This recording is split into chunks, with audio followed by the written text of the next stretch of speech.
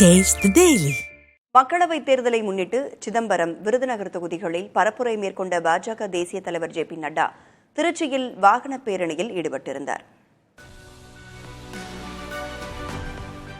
சிதம்பரம் நாடாளுமன்ற தொகுதி பாஜக வேட்பாளர் கார்த்தியாயினிக்கு ஆதரவாக அரியலூர் கொல்லாபுரத்தில் JP நட்டா பரப்புரை மேற்கொண்டார்.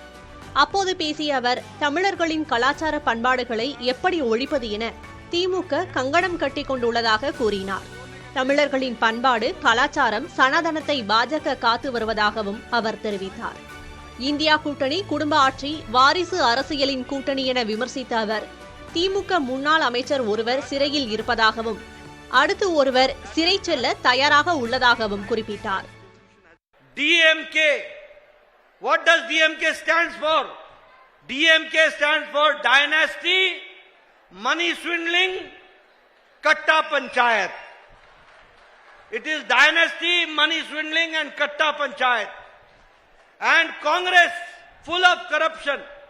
This whole India Alliance is a conglomeration, is a group of parties who are trying to save their families, their dynasty, and they are trying to save themselves from the corrupt practices which they are done. தொடர்ந்து கரூரில் நடைபெற்ற பொதுக்கூட்டத்தில் பாஜக வேட்பாளர் VV செந்தில்நாதனை ஆதரித்து உரையாற்றிய JP Nadda, தமிழ்நாட்டின் பெருமைகளை பிரதமர் நரேந்திர மோடி உலகம் முழுவதும் பறைசாற்றிக் கொண்டிருப்பதாக பெருமிதம் தெரிவித்தார்.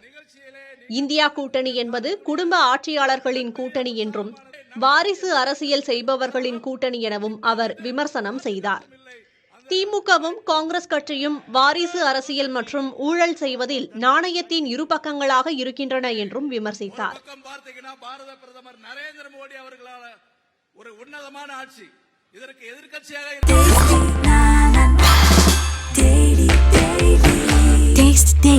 Taste the Daily.